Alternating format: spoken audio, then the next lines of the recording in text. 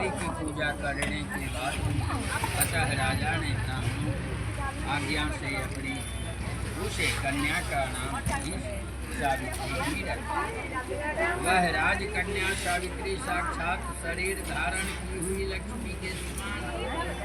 शोभित होती हुई बढ़ने लगी। धीरे धीरे हम बढ़िया से कर दिली हैं, हम बढ़िया से कर दिली हैं। इसके मध्य भाग सुंदर और नितंब भाग विस्तृत थे और जो सुवर्ण की प्रतिमा के समान दिखाई दे पड़ती थी, लोग उसे देखकर यही समझते थे कि यह कोई देवता देव कन्या है। कमल के समान विशाल नेत्र वाली एवं तेज से अग्नि के समान प्रज्वलित होती हुई वह सावित्री महर्षि भृगु द्वारा कहे हुए सावित्री व्रत करने लगी, जिसके आरंभ में सुंदर वर्ण वाली उसने उपवास करके फिर से स्नान की सावित्री देवता की प्रतिमा के पास जाकर अग्नि में हवन करके ब्राह्मणों से निर्वाचन कराया और उन ब्राह्मणों से अवशिष्ट पुष्पांजलि ग्रहण करके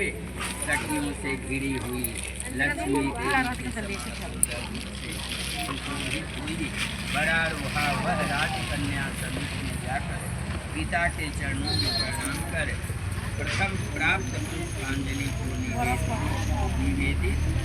कर हाथ जोड़कर राजा के पास में स्थित उसे युवा अवस्था को प्राप्त हुई देखकर राजा इसके विषय में मंत्रियों से सलाह लेकर राजकन्या से कहने लगे, हे पुत्री, तुम्हें योग्य वर देने का समय आ गया है। मुझसे कोई तुम्हारे देश से हर्षित होकर तुम्हें मांगने के लिए भी नहीं आता और मैं भी विचार करने पर तुम्हारे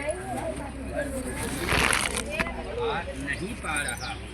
अतः हे पुत्री, देवताओं के निकट मैं जिस तरह निंदनीय न हूँ वैसा करो। मैंने धर्म शास्त्रों से पढ़ा और सुना है कि यदि पिता के गृह में रहती हुई विवाह के पहले ही जो कन्या रजो धर्म से जाती है वह शूद्र की समान समझी जाती है तथा उसके पिता को ब्रह्म हत्या के समान पाप लगता है। इसीलिए हे पुत्री, मैं तुमको भेज रहा हूँ कि तुम स्वयं अपने